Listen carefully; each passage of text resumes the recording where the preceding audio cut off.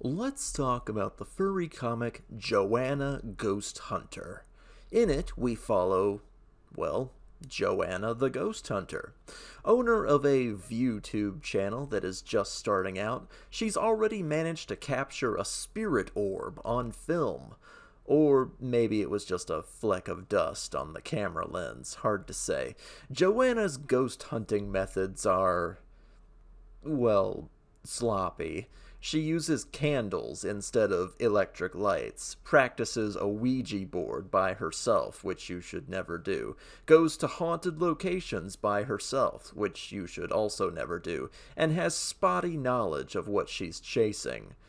She's, going through the growing pains of starting out as a ghost hunter. She's got all the toys and gizmos to make it work, she just needs to refine her personal style and methods to make it really big with her ViewTube channel. I can sympathize. She's joined by her friend Phil, who is a real-life telekinetic. He can move things with his mind. The only thing is that he can only move things when he's seriously upset. Not the safest of psychic gifts to have, especially when there are flying kitchen knives darting around the room at random. Especially when you're discussing your traumatic past and mommy issues. When Joanna realizes she has a serious psychic phenomenon on her hands, she tries to help Phil harness his powers using books, internet searches, and other publicly available methods.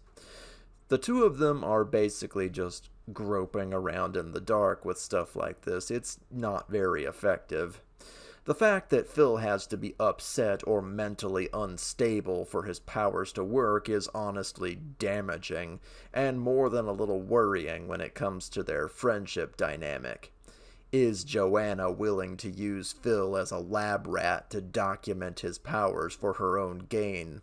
Does Phil want to dwell on the worst parts of his life, his family pains and other traumas, in order to develop these telekinetic powers?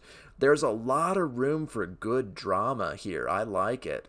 Joanna has pretty selfish motivations, but Phil is able to duplicate the same results over and over again, so it's certainly worth documenting.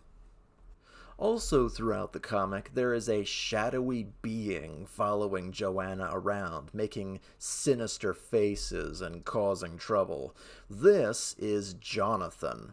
Jonathan is Joanna when she was a boy. Yes, Joanna is trans, and Jonathan is her dead name, the person she stopped being when she transitioned, made manifest as an angry spirit.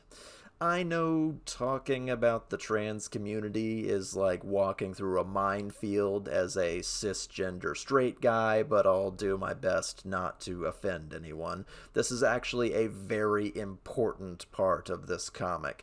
Jonathan serves as a strong metaphor, not only for who Joanna used to be, but for all the baggage that comes with being trans, even years after you have transitioned. The trouble that can come up anytime somebody wants to see your ID, have you sign for a package, picking up medicine at the pharmacy, and so on. It is literally the past coming back to haunt you, because that is not who you are anymore. That goes for people, too, whether they mean you any harm or not, calling you by your past self's name, refusing to acknowledge the new you and or starting trouble for it, etc., etc. Jonathan represents all the negativity that comes with being trans. The idea of a ghost of a person that is still alive is honestly fascinating and makes for good storytelling. I mean, the vocabulary is built into the process of being transgender, isn't it? What do you call your former self's name? Your dead name. Jonathan is dead, but Joanna lives on after transitioning. This is honestly really clever. I like this a lot. The person that wrote this comic has a lot of really clever ideas like this. Anyway, I don't want to give too much of this comic away. There's plenty of paranormal happenings, things that go bump in the night, and lots of well-written drama happening. This comic honestly isn't getting very much attention, which is shocking to me. There's not a lot of views, not a lot of comments, but it is chugging along at a pretty quick rate when it comes to its update schedule. I can't think of any other ghost hunting themed comics out there, so Joanna Ghosthunter pretty much has this corner of the market all to herself. So should you read Joanna Ghosthunter? Absolutely. I don't normally put any kind of call to action in my furry comic reviews, but I think this time I will.